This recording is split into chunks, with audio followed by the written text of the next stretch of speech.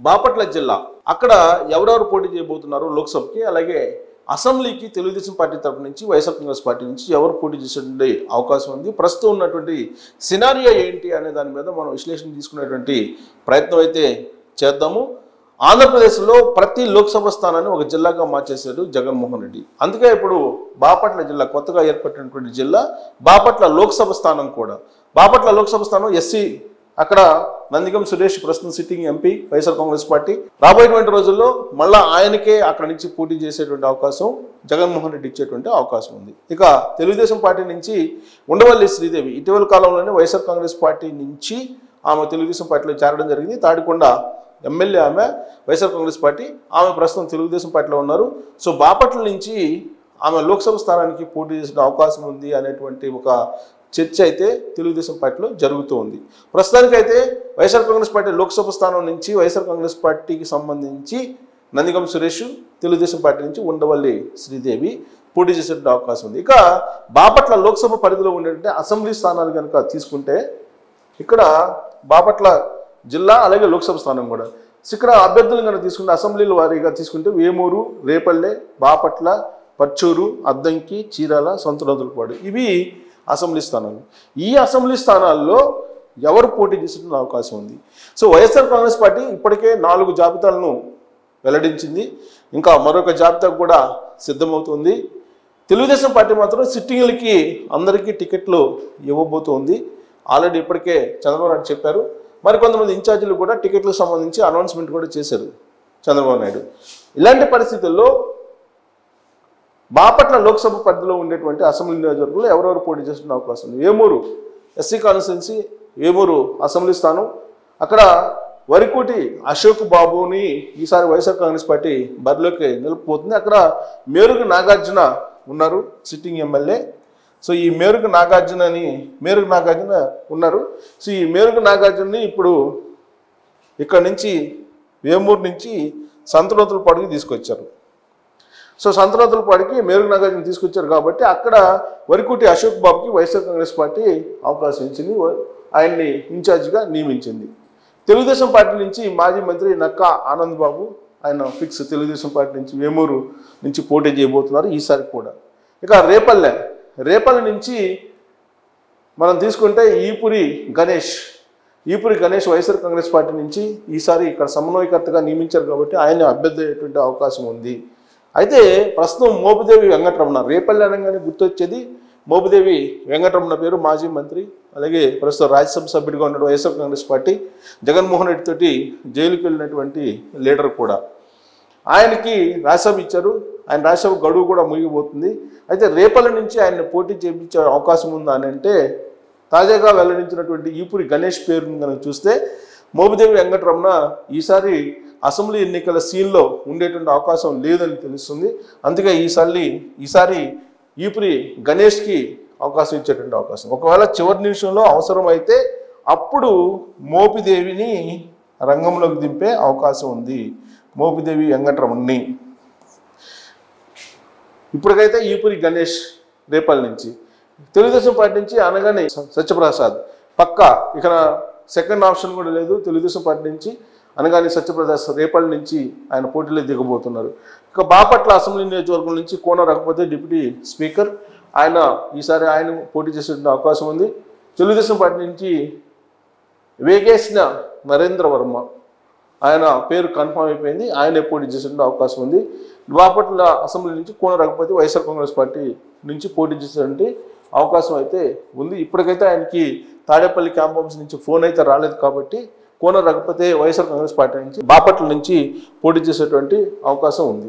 ఇంకా పర్చూరు ఆమంచి కృష్ణమోహన్ అక్కడ సమన్వయకర్తగా ఉన్నారు పర్చూరుకి. గతంలో ఆయన చీరాల ఉన్నారు, చీరాల నుంచి ఆయన్ని పర్చూరుకు మార్చారు. ప్రస్తుతం ఆయన పర్చూరు సమన్వయకర్తగా ఉన్నారు ఆయన.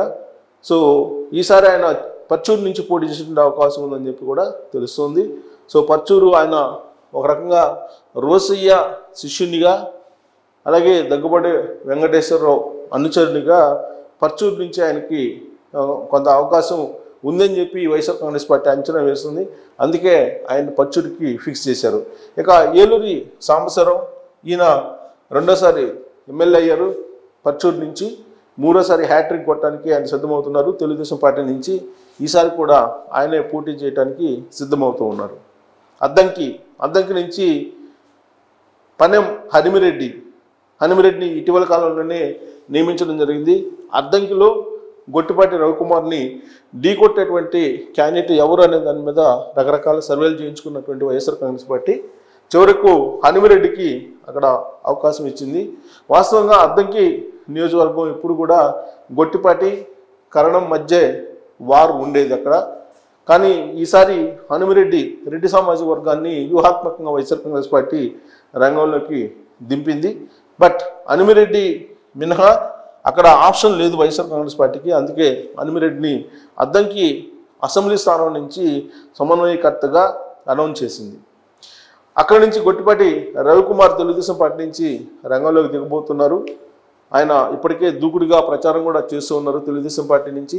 తెలుగుదేశం పార్టీలో తిరుగులేనటువంటి లీడర్గా ఆయన ఎదుగుతూ ఉన్నారు అద్దంకి నుంచి.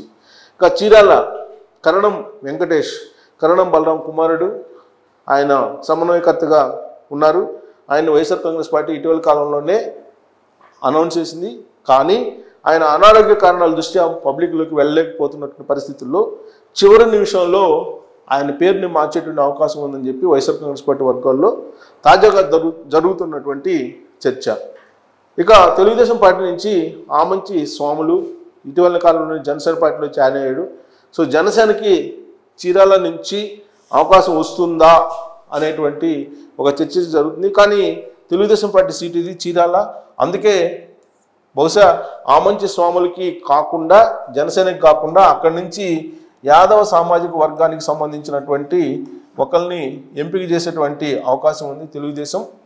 లేదా అక్కడ పద్మశాలీలు ఎక్కువగా ఉంటారు అక్కడ. సో పద్మశాలి సామాజిక వర్గానికి సంబంధించినటువంటి అభ్యర్థికి ఇచ్చేటువంటి అవకాశం చివరి నిమిషంలో తెలుగుదేశం పార్టీ. ప్రస్తుతానికైతే ఆమంచి స్వాములు జనసేన నుంచి పనిచేస్తున్నారు. అయినప్పటికీ ఒకవేళ దర్శి కనుక జనసేనకి ఇవ్వకపోతే చీరాలు ఇచ్చేటువంటి అవకాశం ఉంది. అప్పుడు ఆమంచి స్వాములకి అవకాశం లభిస్తుంది. లేదంటే వాస్తవంగా చీరాల సామాజిక వర్గాల పరంగా చూస్తే కనుక యాదవ్ సామాజిక వర్గం పద్మశాలి చాలా బలంగా ఉంటుంది. కాబట్టి ఆ సామాజిక వర్గానికి సంబంధించి అవకాశం ఇచ్చేటువంటి అవకాశం ఉంది. పోతుల సునీత తెలుగుదేశం పార్టీలో గతంలో ఉండేవాళ్ళు, ఆమె వైఎస్ఆర్ కాంగ్రెస్ పార్టీకి వెళ్ళారు. మళ్ళీ ఒకవేళ కనుక వస్తే పోతుల సునీతకు కూడా అవకాశం ఉంది. సో పోతుల సునీతకు కూడా అవకాశం ఉంది. సో ఇక్కడ ఇన్ని రకాల ఆప్షన్స్ తెలుగుదేశం పార్టీకి ఉన్నాయి. సో ఆమంచి స్వాములు ప్రస్తుతం జనసేన పార్టీ ఉన్నప్పటికి కూడా ఇక్కడ తెలుగుదేశం పార్టీ చివరి నిమిషంలో ఒక నిర్ణయం తీసుకునేటువంటి అవకాశం ఉంది. పొత్తుల్లో కనుక జనసేనకు వెళ్తే ఓకే, అదర్వైజ్ తెలుగుదేశం పార్టీ మాత్రం రకరకాల ఈక్వేషన్స్ తోటి చర్చలు అయితే నడుపుతూ ఉంది. సో కరణం వెంకటేష్ చివరి నిమిషంలో మారేటువంటి అవకాశం కూడా ఉంది. ఆయన అనారోగ్య కారణాల దృష్ట్యా ఆయన మరి వైఎస్ఆర్ కాంగ్రెస్ పార్టీలో ఉంటారా, లేదా కరణం బలరాం ఇప్పటికే తెలుగుదేశం పార్టీతో మళ్ళీ టచ్లోకి వెళ్ళారనేటువంటిది కూడా వినిపిస్తుంది. ఒకవేళ కరణం బలరాం తెలుగుదేశం పార్టీలో చేరితే అప్పుడు ఈక్వేషన్స్ కూడా మారేటువంటి అవకాశం ఉంది. ఇక సంతనోతులపాడు, ఇది ఎస్సీ కాన్స్టిట్యున్సీ, మేరుగా నాగార్జున. ఆయన వేమూరు నుంచి సంతనోతులపాడుకి మేరుగా నాగార్జునను తీసుకొచ్చారు. సో సంతనోతులపాడులో వైఎస్ఆర్ కాంగ్రెస్ పార్టీ సమన్వయకర్తగా మేరుగా నాగార్జునను నియమించారు. నియమించిన తర్వాత ఆయన సంతనోతులపాడు వెళ్తూ ఉన్నారు. కానీ అక్కడ ఉన్నటువంటి లోకల్ లీడర్లు కానీ సిట్టింగ్ ఎమ్మెల్యే కానీ ఆయనకు కోఆపరేట్ చేయట్లేదు అనేది తాడేపల్లి క్యాంప్ ఆఫీస్లో అందుతున్నటువంటి సమాచారం. తాడేపల్లి క్యాంప్ ఆఫీస్ కూడా ఫిర్యాదులు ఉన్నాయి. సో అక్కడ ఉన్నటువంటి ద్వితీయ శ్రేయ్ కానీ లేదా సిట్టింగ్ ఎమ్మెల్యే కానీ కోఆపరేషన్ లేకుండా మేరుగు నాగార్జున అక్కడ ఈసారి ఎన్నిక చేసేటువంటి పరిస్థితి లేదు. అందుకే జగన్మోహన్ రెడ్డికి కూడా అక్కడ ఉన్నటువంటి క్షేత్రస్థాయిలో సమస్యలు ఏమున్నాయనే దాని మీద ఒక నివేదిక కూడా తాజాగా మేరుగు నాగార్జున జగన్మోహన్ రెడ్డికి ఇచ్చినట్టు కూడా తెలుస్తుంది. దాన్ని పరిశీలిస్తూ ఉన్నారు. పరిశీలించిన తర్వాత జగన్మోహన్ రెడ్డి తాడేపల్లి క్యాంప్ ఆఫీస్ ఎలాంటి నిర్ణయం తీసుకుంటుంది అనే దాని మీద మాత్రం ఆధారపడి ఉంది. అయితే ఇప్పుడున్నటువంటి ఎమ్మెల్యే అక్కడ ఓడిపోయేటువంటి అవకాశం ఉంది, సిట్టింగ్ ఎమ్మెల్యే. కాబట్టి ఎట్టి పరిస్థితుల్లో కూడా సంతనోతులపాడు నుంచి సుధాకర్ని మార్చేయాలి సిట్టింగ్ ఎమ్మెల్యేని అనేది నిర్ధారించుకున్నారు వైఎస్ఆర్ కాంగ్రెస్ పార్టీ, లేదా వైఎస్ఆర్ కాంగ్రెస్ పార్టీ అధిష్టానం కూడా. సో సుధాకర్ మాత్రం మేరుగు నాగార్జున కోఆపరేట్ చేయట్లేదు అనేటువంటి కంప్లైంట్స్ కూడా తాడేపల్లి క్యాంప్ ఆఫీస్కి వెళ్ళాయి. ఆ క్రమంలో సుధాకర్కి కంప్లీట్గా డోర్స్ క్లోజ్ అయిపోయాయి. తాడేపల్లి డోర్స్ అయితే కంప్లీట్గా క్లోజ్ అయిపోయాయి. ఆయన మీద అవినీతి ఆరోపణలు ఉన్నాయి, ఆయన అక్రమాలకు పాల్పడ్డారు అనేటువంటి ఆరోపణలు అనేకం ఉన్నాయి. త్వరలోనే తెలుగుదేశం పార్టీ ఒక ఛార్జ్ షీట్ని కూడా ఆయన మీద రిలీజ్ చేయబోతుంది సుధాకర్ మీద.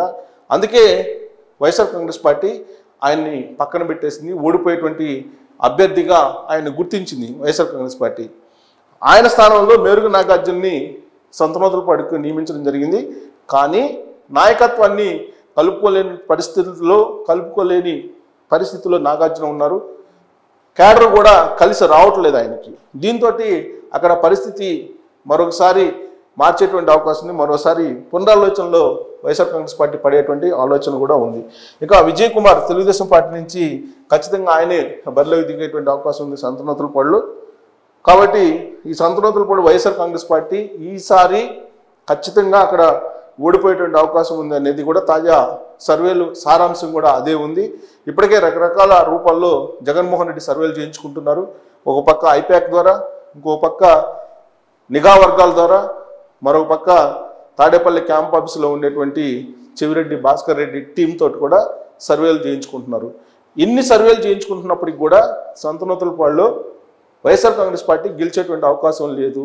దానికి కారణం సిట్టింగ్ ఎమ్మెల్యే సుధాకర్ చేసినటువంటి కొన్ని అక్రమాలు, అవినీతిపరమైనటువంటి అంశాలు అనేది ఆల్రెడీ ధనంజయ రెడ్డి దగ్గర ఒక రిపోర్ట్ ఉంది. ఆ రిపోర్ట్ని ఆల్రెడీ ఆయనకి చెప్పినట్టు కూడా వైఎస్ఆర్ కాంగ్రెస్ పార్టీలో చర్చ జరుగుతుంది. ఈ నేపథ్యంలో ఓడిపోయేటువంటి సీటుగా సంతనోతులపాడుని వైఎస్ఆర్ కాంగ్రెస్ పార్టీ గుర్తిస్తుంది. అందుకే మేరుగు నాగార్జున అక్కడ తీసుకొచ్చి బలమైనటువంటి అభ్యర్థిగా ఆ పార్టీ భావిస్తుంది. ఈసారి గట్టి పోటీ ఇవ్వడానికి మేరుగు నాగార్జున మాత్రమే సరైనటువంటి అభ్యర్థి అని చెప్పి వైఎస్ఆర్ కాంగ్రెస్ పార్టీ భావిస్తుంది. ఆ కాన్స్టిట్యున్సీ నుంచి బరిలోకి దింపుతుంది. రాబోయేటువంటి రోజుల్లో అక్కడ ఉండేటువంటి క్యాడర్ తోటి, అలాగే సిట్టింగ్ ఎమ్మెల్యే తోటి, మేరుగు నాగార్జున తోటి కలిపి ఒక మీటింగ్ కూడా త్వరలోనే తాడేపల్లి క్యాంప్ ఆఫీస్లో మీటింగ్ ఏర్పాటు చేసుకునే అవకాశం ఉంది. జగన్మోహన్ రెడ్డి చాలా క్లియర్ కట్ ఆదేశాలు కూడా జారీ చేసేటువంటి అవకాశాలు లేకపోలేదు. ఇది బాపట్ల లోక్సభ పరిధిలో ఉండేటువంటి ఒక సినారియో. అయితే బాపట్ల లోక్సభ స్థానానికి ఉండవల్ల శ్రీదేవి పేరు వినిపిస్తున్నప్పటికి కూడా తెలుగుదేశం పార్టీ చివరి నిమిషంలో కొత్త అభ్యర్థిని రంగంలో దింపేటువంటి అవకాశాలు కూడా లేకపోలేదు. అప్పుడు కొన్ని మార్పులు అయితే జరిగేటువంటి పరిస్థితులు కూడా ఉన్నాయి. సో తెలుగుదేశం పార్టీ బాపట్ల లోక్సభ పరిధిలో ఉండేటువంటి అసెంబ్లీ స్థానాల్లో చాలా క్లియర్గా అభ్యర్థుల్ని అక్కడ నియమించింది. ఒక చోట తప్ప, ఒక చీరాల తప్ప మిగతా చోట చాలా క్లారిటీగా ఉంది. అదే వైఎస్ఆర్ కాంగ్రెస్ పార్టీకి రేపల్లెలో ఒక డౌట్ ఉంది, అలాగే రేపల్లెతో పాటు చీరాల్లో కూడా ఒక డౌట్ ఉంది. చివరి నిమిషంలో మార్చేటువంటి అవకాశం ఉంది. జగన్మోహన్ రెడ్డి ఇప్పటికే 4 విడతలుగా సర్వేలు చేయించుకున్నారు. 4 విడతల సర్వేల్లో వచ్చినటువంటి ఫలితాల ఆధారంగా అభ్యర్థులను మార్పు చేయడం జరిగింది. అయితే ఫైనల్ సర్వే చేస్తున్నారు. అభ్యర్థులను మార్చిన తర్వాత ఆయా కాన్స్టిట్యున్సీల్లో ఆ అభ్యర్థుల యొక్క పర్ఫార్మెన్స్ ఏ విధంగా ఉంది అనే దాని మీద మరొక సర్వే కూడా చేపిస్తూ ఉన్నారు. ఎన్నికల షెడ్యూల్ రావడానికి ముందుగా ఒక సర్వే, వచ్చిన తర్వాత మరొక సర్వే చేయించేటువంటి అవకాశం ఉంది. చివరి నిమిషంలో అభ్యర్థులను మార్చేదానికి కూడా అవకాశం ఉంది. కొత్తగా నియమించినటువంటి వాళ్ళని కూడా మార్చి మళ్ళీ పాత వాళ్ళని కూడా కొన్ని చోట్ల నియమించేటువంటి అవకాశాలు లేకపోలేదు. ఇప్పుడు తాజాగా చేస్తున్నటువంటి సర్వేలను బేరీజ్ వేసుకొని పాత అభ్యర్థుల మేర లేదా కొత్తగా నియమించినటువంటి వాళ్ళు మేలవుతారా అనే దాని మీద ఒక కంక్లూజన్కి రావడానికి జగన్మోహన్ రెడ్డి కసరత్తు చేస్తున్నారు. సో తెలుగుదేశం పార్టీ మాత్రం చాలా గుమ్మనంగా ఉంది. అభ్యర్థులని ఆల్రెడీ ఫిక్స్ చేసేసుకుంది. అయితే అఫీషియల్గా అనౌన్స్ చేయలేదు. త్వరలోనే అనౌన్స్ చేసేటువంటి అవకాశం ఉంది. బాపట్ల లోక్సభ పరిధిలో ఉండేటువంటి సినారియో ఇప్పటి వరకు ఉన్నటువంటి దాని ప్రకారం ఇలా ఉంది. సో దీని మీద ఇది విశ్లేషణ. సో చిన్న మార్పులు తప్ప యాజ్ ఇట్ ఈస్గా ఈ పేర్లే వీళ్ళే వచ్చే ఎన్నికల్లో బరిలో నిల్చునేటువంటి అవకాశం ఉంది.